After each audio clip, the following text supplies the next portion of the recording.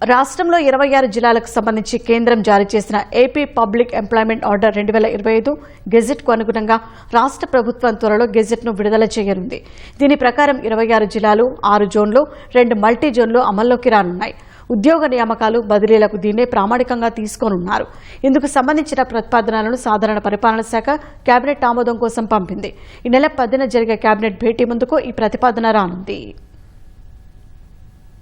రాష్ట్రంలో ఉద్యోగ నియామకాలు, బదిలీలకు సంబంధించి ప్రస్తుతం స్థానికత, స్థానికేతర కోటా జిల్లా స్థాయి నియామకాల్లో 80-20 నిష్పత్తి, జోనల్ స్థాయిలో 70-30గా నిష్పత్తి ఉంది. ఇప్పటి వరకు రాష్ట్ర స్థాయి పోస్టులుగా ఉన్నవి మల్టీజోన్ పోస్టులుగా మారనున్నాయి.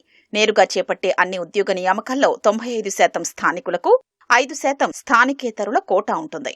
స్థానికతకు ఇప్పటి వరకు ఉమ్మడి 13 జిల్లాల్ని ప్రామాణికంగా తీసుకోగా కొత్త గెజిట్ ప్రకారం 26 జిల్లాల్ని తీసుకుంటారు.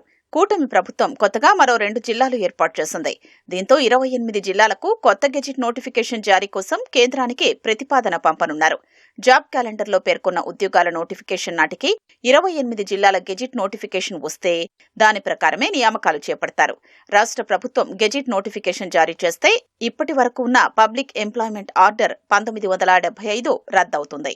జూనియర్ అసిస్టెంట్, దీనికంటే దిగువన ఉండే పోస్టుల్ని జిల్లా స్థాయి క్యాడర్గా పరిగణిస్తారు. జూనియర్ అసిస్టెంట్కు పైన సూపరింటెండెంట్, మొదటి స్థాయి గెజిటెడ్ పోస్టుల్ని జోనల్ పోస్టులుగా మారతాయి. సూపరింటెండెంట్ మొదటి స్థాయి గెజిటెడ్ పోస్టు కేటగిరీకి పైన డిప్యూటీ కలెక్టర్, దీనికి సమానమైన కేటగిరీల్ని మల్టీజోన్ పోస్టులుగా పరిగణిస్తారు. సెకండరీ గ్రేడ్ టీచర్లు, స్కూల్ అసిస్టెంట్లు, గ్రేడ్ 2 ప్రధానోపాధ్యాయ పోస్టులు జిల్లా క్యాడర్లోనే ఉంటాయి. స్థానికత విషయంలో ఏదైనా పోస్టుకు నిర్ణయించిన విద్యార్హత నుంచి 7 ఏళ్లు ఎక్కడ చదివారో పరిశీలించి అందులో 4 ఏళ్లు చదివిన ప్రాంతాన్నే స్థానికంగా నిర్ధారిస్తారు.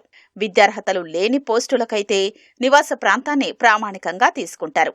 అంధత్వం, వినికిడి లోపం ఉన్నవారి కోసం ప్రత్యేకించిన పాఠశాలల్లో చదివితే తల్లిదండ్రుల స్వస్థలాన్ని స్థానికతగా పరిగణలోకి తీసుకుంటారు. రాష్ట్రంలో 26 జిల్లాలకు గెజిట్ నోటిఫికేషన్ జారీ చేసిన అనంతరం ఉద్యోగుల్ని సర్దుబాటు చేస్తారు. ఇప్పటికే సాధారణ పరిపాలనా శాఖ హెచ్ఆర్ఎం పోర్టల్ను తీసుకొచ్చింది. ఇందులోనే అన్ని శాఖలు, ఆయా ఉద్యోగుల వివరాలు, సీనియారిటీల్ని నమోదు చేయాల్సి ఉంటుంది. ఇప్పటికే పాఠశాల విద్యాశాఖ ఉపాధ్యాయుల సీనియారిటీ జాబితా సిద్ధం చేసింది. ఇతర శాఖలు కసరత్తు చేస్తున్నాయి. ఉద్యోగుల నుంచి మొదట ఐచ్ఛికాల్ని తీసుకుని సీనియారిటీ ప్రకారం పోస్టుల్లో సర్దుబాటు చేస్తారు. ఈ ఏడాది ఉపాధ్యాయులకు బదిలీలు ఉండే అవకాశం లేదు. ఉమ్మడి జిల్లాల ప్రాతిపదికన నియమితులైన టీచర్లను ఇప్పుడు కొత్త జిల్లాల ప్రకారం సర్దుబాటు చేస్తారు. ఈ సర్దుబాటు కారణంగా ఈ ఏడాది బదిలీలు చేపట్టకపోవచ్చు.